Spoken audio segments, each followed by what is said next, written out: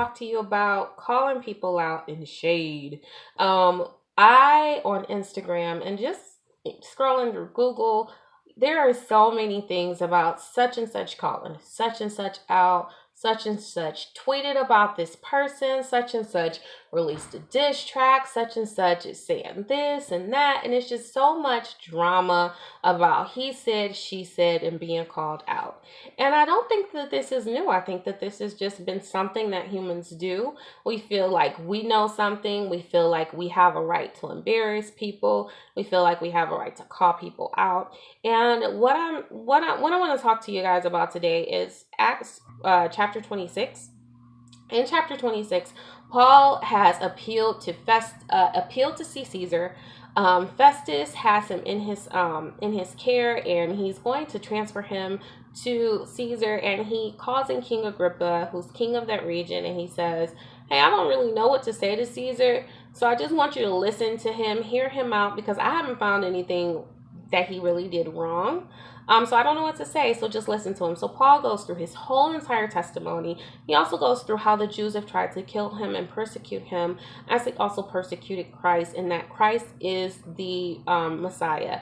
Christ has fulfilled all of the prophecies and scriptures. And Festus is kind of like, he tries to embarrass Paul, because this isn't just Paul speaking to two guys. This is Paul speaking before court and all these people and King Agrippa and all this pomp, and he's in chains, and it's a big deal. He's speaking in front of a large audience. And Festus is like, "Dude, you're reading too much. You've lost your mind."